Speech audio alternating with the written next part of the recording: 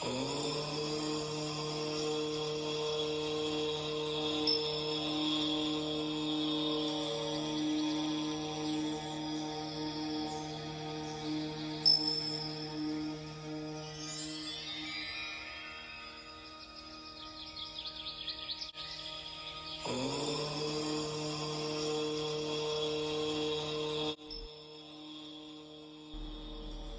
பதிவில் புதிய ஒரு செய்தி, ரசமணி ரகசியம். ரசமணி பற்றி மிக பிரபலமான பேசப்பட்ட காலம் அது. அது இப்படியெல்லாம் பயன்படுத்திக்கலாம் அப்படின்னு சில ஆண்களுக்கான முறையிலே இடுப்பை கட்டிக்கொள்ள வேண்டும் அவசியம் பண்ணலாம் என்பது போல எழுந்த காலத்திலே நடந்த சம்பவம் இது. ஆட்சி மொழி காவலர் கி. ராமலிங்கனார் அவர்கள் பரிந்துரையின் பேரிலே என்னிடம் வந்த கலிபோர்னியாவை சேர்ந்த ஒரு அம்மையார், டோனி என்ற பெயர், TONI, டோனி என்ற பெயர். அவர் கலிபோர்னியாவை சேர்ந்தவர். ஃபிஜி தீவிலே போய் துறவியாக தன்னுடைய வாழ்க்கையை நடத்தி கொண்டிருந்தவர். பாதரச மணியை பற்றி அறிந்து கொள்ள வேண்டும் என்று சென்னை வந்து கி. ராமலிங்கனார் பரிந்துரையினாரே என்னுடைய வீட்டுக்கு வந்தார். 1993 ஆகஸ்ட் மாதம் 18ஆம் தேதி புதன்கிழமை, நன்றாக நினைவிருக்கிறது. ஒரு மாலை ஒரு 6 மணி போல கீரா அவர்கள் அழைத்து கொண்டு வந்தார்கள். அறிமுகம் செய்து வைத்தார். நான் அப்பொழுது ஒரு மருந்து தயாரிப்பகம் நடத்தி கொண்டிருந்தேன். புத்தகங்கள், சித்தைகளை பற்றிய புத்தகங்கள்லாம் எழுதி கொண்டிருந்த காரணத்தினாலே கி. ராமலிங்கனாருக்கு என் மேலே ஒரு ஈடுபாடு. அது மட்டுமல்ல, என்னுடைய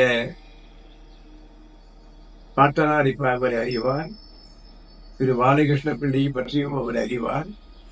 அதனாலே என் மேலே ஒரு ஈடுபாடு. இந்த அம்மையாரை அழைத்து கொண்டு வந்த போது நான் மிக பயந்தேன். ஏன்னா என்னுடைய மருந்துல எல்லாமே மூலிகை தான், ஓரளவுக்கு மினரல்ஸ் வரும், அவ்வளவுதான். இந்த பாஷாணங்களை நான் தொட்டது இல்லை. அதனாலே கொஞ்சம் தயங்கினேன், மறுத்தேன் ஆரம்பத்துல. அதுக்கு பிறகு அவர்களை வைத்துக் கொண்டே என்னுடைய குருநாதரை தொலைபேசியிலே தொடர்பு கொண்டேன்.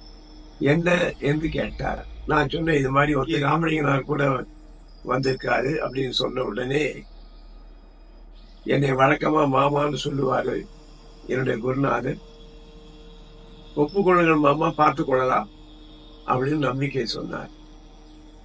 அதற்கு பிறகு அந்த அம்மையார் போய்விட்டார். 1994 மார்ச் வரையில சென்னையில தான் இருந்தார். 9 மணி காலையில வருவார், 9 மணிக்கு போயிடுவார்.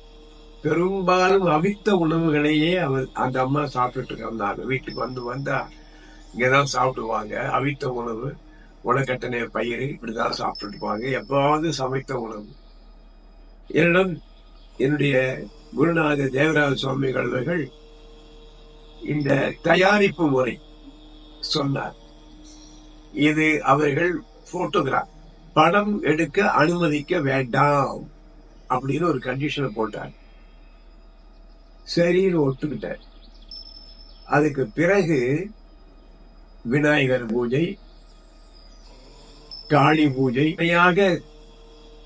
செய்து அதற்கு பிறகு ரசம் இறக்குவது, மூலத்திலிருந்து அதை சுத்தம் செய்வது,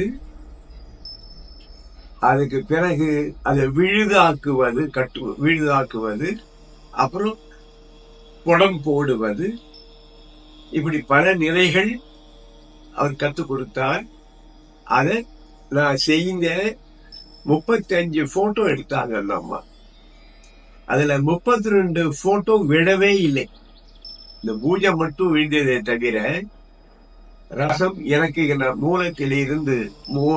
மூலத்திலிருந்து ரசம் இறக்குவது, அதை தூய்மைப்படுத்துவது, அதுக்கு பிறகு அதை இலகுவாக்கு கட்டுவது, புடம் போடுவது, எதுவுமே விழல. அதுதான் ஒரு அற்புதமான ஒரு செய்தி, வியக்கத்தக்க ஒரு செய்தி. இந்த சம்பவம் விரிவாக சொல்லுவதற்கு முன்னாலே அந்த அம்மாவை பற்றி ஒரு 2 செய்தி. ஒண்ணு, அந்த அம்மாவுக்கு 75 வயது, மிக இளமையானவர். சில மாந்திரிக முறைகளை, தந்திர முறைகளை எல்லாம் தெரிந்து வைத்தவர். முடியை வைத்துக் கொண்டு யாருடைய முடி கிடைச்சா, அல்லது ஒரு பூவை தொட்டு கொடுத்தா, யாராவது கொடுத்தாங்கன்னா அதை வச்சுக்கிட்டு கேரக்டரை சொல்லுவது, சில அதீதமான விஷயங்கள் எல்லாம் அவர் செய்வார். நான் இப்பொழுது பார்க்கிற வைத்திய முறை கூட ஸ்கேனிங் மாதிரி ஒரு முறை, படுக்க வைத்து தலையிலிருந்து கால் வரையில எந்தெந்த உறுப்புகள் பாதிக்கப்பட்டிருக்கு, எது பாதிக்கப்படக்கூடும் அப்படிங்கிற முறையில ஒரு ஒரு வைத்திய முறையை கற்றுக் கொடுத்தவர். அவர் ஒரு சமயம் என்னிடம் தங்கி இருந்த போது, ஒரு நாள் விடியற்காலை அமைந்த கரையில லட்சுமி தியேட்டர் பக்கத்துல ஒரு பஸ் ஸ்டாப், அங்க நான் நின்றுட்டு இருந்தேன். இதை நான் அடுத்த பகுதியிலே தொடர்றேன்.